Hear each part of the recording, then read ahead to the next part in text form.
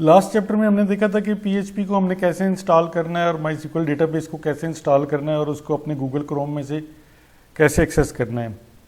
आज हम देखते हैं कि जी हमने एक सिंपल स्क्रिप्ट तैयार करना है पीएचपी का या एचटीएमएल का, तो उसको कैसे क्रिएट करना है और उसको कैसे रन करना है। उसके लिए हम सबसे पहले गूगल क्रोम को रन करते हैं। मैंने अपने पीसी को रीस्टार्ट किया है पीएचपी इंस्टॉल करने के बाद, लेकिन अब मैं चेक करना चाहता हूं कि वो जो पीएचपी के लिए जो हमने अपाची इंस्टॉल किया था वो चल रहा है कि नहीं। अभी मैं देखता हूं तो ये लोकल होस्ट लिखते हैं तो ये एरर आ रहा है, this site can't be reached. इसका मतलब ये है कि जो हमारी सर्विसेज हैं पीएचपी को रन करने के लिए, जो अपाची की सर्विस है वो बंद हुई हुई है, उसको दोबारा स्टार्ट करना पड़ेगा जब भी आप पीसी को रीस्टार्ट करेंगे। और उसके लिए मैं एक्सप्लोरर में चला जाता हूँ और सी ड्राइव पे चला जाता हूँ और इधर XAMPP पे चला जाता हूँ और इसके अंदर आप देखेंगे कि ये XAMPP कंट्रोल के नाम की फ़ाइल है। इसको मैंने डबल क्लिक किया तो ये मेरे पास सर्विसेज आ गई हैं और ये अपाची है, ये माईसीक्वल है। मैं अपाची को स्टार्ट का बटन दबाता हूँ तो अपाची की सर्विस स्टार्ट हो रही है और हो गई है। और इसी तरह से मैं माईसीक्वल को भी स्टार्ट कर देता हूँ।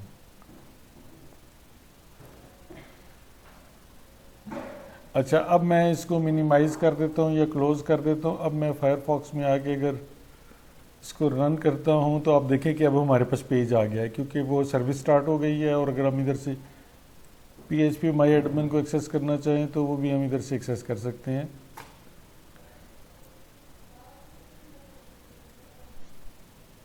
अच्छा, अभी हमने एक सिंपल सा स्क्रिप्ट क्रिएट करते हैं, प्रोग्राम क्रिएट करते हैं पीएचपी का और एक HTML की फ़ाइल क्रिएट करते हैं। उसके लिए हम htdocs के फोल्डर में आ जाएंगे और इधर हम क्रिएट करते हैं टेक्स्ट फाइल एक।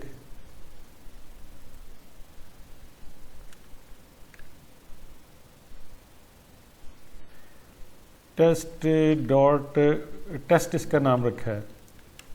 अच्छा, इसमें अब मसला ये है कि अब इसकी एक्सटेंशन जो है ये PHP होनी चाहिए जैसे इसकी नज़र आ रही है। तो उसके लिए हम अगर एडिट करके इसको PHP करें तो भी ये टेक्स्ट फाइल ही रहती है। ये आप देख रही हैं यहाँ PHP नज़र आ रहा है, यहाँ टेक्स्ट नज़र आ रहा है। तो इसमें आसान तरीका ये है कि आप इसके अंदर आके व्यू में आके फाइल नेम एक्सटेंशन को आप एक्टिवेट कर दें। उससे ये है कि आपको फाइल की एक्सटेंशन भी नज़र आ जाएगी और उसको आप एक्सटेंशन को चेंज कर सकते हैं। अब मैं इसको एक्सटेंशन को ख़त्म कर देता हूँ तो ये PHP की फ़ाइल बन जाएगी। ये वो आप देख रही हैं, ये test.php और ये PHP की फ़ाइल बन गई है। और ये हमने बनाई है XAMPP के अंदर htdocs के फोल्डर में। इसको एडिट करने के लिए मैं ओपन विद करता हूँ और इसको मैं नोटपैड से खोल लेता हूँ। अब ये नोटपैड खुल गया। अब मैं यहाँ पे कुछ PHP की कमांड्स लिख रहा हूँ।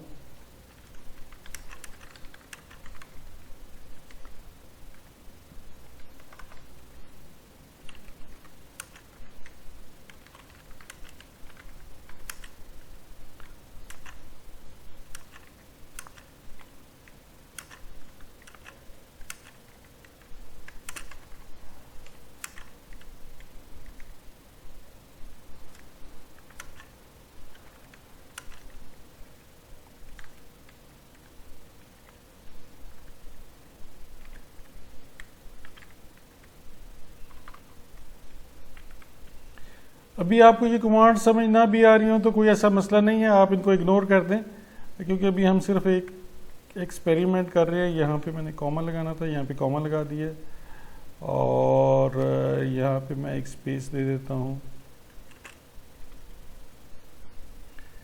और इसको मैं क्लोज कर देता हूँ। अच्छा, अब इस फाइल को हमने रन कैसे करना है। रन करने के लिए हम जाएंगे इधर अपने ब्राउज़र में जाएंगे, फायरफॉक्स में या गूगल क्रोम में, और इधर test.php लिख देंगे। तो इधर जो हमने उसके अंदर लिखा था फाइल के अंदर वो इधर आ गया, this is test file and what is 2 × 2 + 6 + 10 / 2। उसने उसके साथ रिजल्ट दे दिया 15। हम थोड़ा सा इस फाइल को बेहतर कर लेते हैं ताकि रिज़ल्ट हमारे पास ठीक आ जाए, और उसके लिए हम इसको एडिट करते हैं और इस जगह पे मैं एक HTML का टैग लगा देता हूँ ताकि नई लाइन शुरू हो जाए। BR का टैग है, ब्रेक का टैग है, और इसके अंदर इक्वल टू लगा दिया और स्पेस दे दी। अब मैंने इसको क्लोज़ कर दिया है और मैंने पेज को रिफ़्रेश किया है, तो आप देख रहे हैं ये दोनों जो हैं नई लाइन पे आ गई है, दूसरी भी, और ये बता दिया उसने what is two equal to का साइन और 15 लग गया। तो ये हमारा बिल्कुल बेसिक सा प्रोग्राम लिखा गया है। ये PHP शुरू हो रही है, यहाँ पे PHP क्लोज़ हो रही है, एको जो है वो PHP की कमांड है, और आगे फिर हमने कुछ टेक्स्ट अपना टाइप किया है। इसको क्लोज़ किया और दोबारा रिफ़्रेश किया तो वो तीनों लाइनें इसमें आ गई हैं।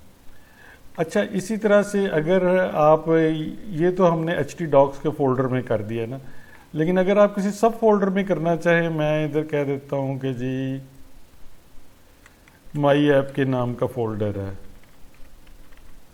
तो मैंने इसमें ये फाइलें क्रिएट करनी है ताकि मैं अपनी फाइलों को एक जगह पे रख सकूँ। मैं इसको कट करके इधर पेस्ट कर देता हूँ, तो ये अब फाइल आ गई है XAMPP के अंदर, htdocs के अंदर, माई ऐप के फोल्डर के अंदर। तो अगर हमने इसको इधर रन करना है तो मेरा ख्याल है आप समझ गए होंगे, हम माई ऐप लिखेंगे और फिर test.php लिखेंगे, ये फाइल रन हो जाएगी। और अगर हम इसको माई ऐप के बगैर लिखेंगे तो ये एरर दे देगा। अच्छा, इसी तरह से हमने अगर HTML फाइल क्रिएट करनी है तो वो भी हमने इधर ही करनी है। वो उसका तरीका ये है कि उसका भी यही तरीका है, हम न्यू टेक्स्ट फाइल कर लेते हैं और इसका नाम रख देते हैं test.html, टेक्स्ट को ख़त्म कर देते हैं। और वो कह रहा है जी एक्सटेंशन चेंज कर रहे हैं, मैं कहता हूँ यस, और इसको मैं कह देता हूँ ओपन विद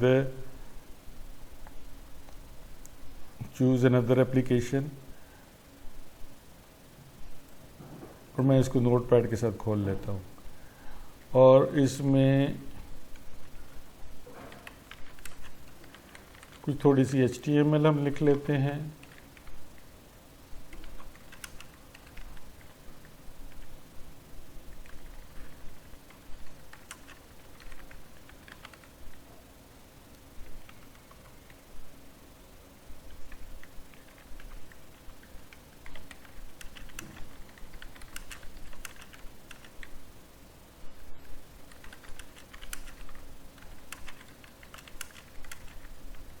ये हमने एक पैराग्राफ लिख लिया, और इसी तरह से हम दूसरी हेडिंग्स लगा लेते हैं।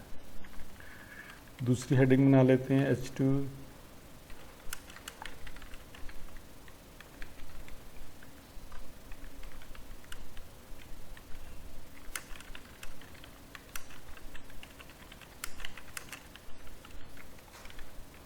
ये हमने पैराग्राफ को क्लोज कर दिया। अब ये हमारी बिल्कुल सिंपल सी HTML फाइल बन गई है और इसको भी मैंने सेव कर दिया। अब ये test.html इधर आ गई है, और अब मैं अगर इसको एक्सेस करना चाहूँ तो HTML लिखूँगा तो ये इधर हमारे पास आ जाएगी। एक मेन हेडिंग आ गई है, फिर उसकी सब हेडिंग आ गई है, फिर उसकी टेक्स्ट आ गई है, फिर दूसरी हेडिंग आ गई है, फिर वो टेक्स्ट आ गई है। अच्छा, इसी तरह से हम इसको भी अगर सब फोल्डर में मूव करना चाहें तो हम इधर से उठा के माई ऐप में ले जाते हैं, और इधर हमारे पास test.html भी आ गई है और test.php भी आ गई है। और अब मैं इधर रन करता हूँ तो ये एरर आ जाएगा, और इधर माई ऐप का फोल्डर में मैं अगर इसको करता हूँ तो ये हमारे पास जो है ये फाइल ओपन हो जाएगी HTML की। तो आपने देख लिया है कि हम कैसे HTML और PHP की जो है फाइल्स क्रिएट कर सकते हैं, और उसको किस जगह पे हमने रखना है। XAMPP के अंदर, htdocs के अंदर रखना है हमने उसको, या किसी सब फोल्डर में रखना है, और एक्सेस उसको ऐसे करना है कि ब्राउज़र के अंदर अगर फोल्डर है तो फोल्डर का नाम दे के, और फाइल का नाम देना है तो वो हमारे पास डिस्प्ले हो जाएगी।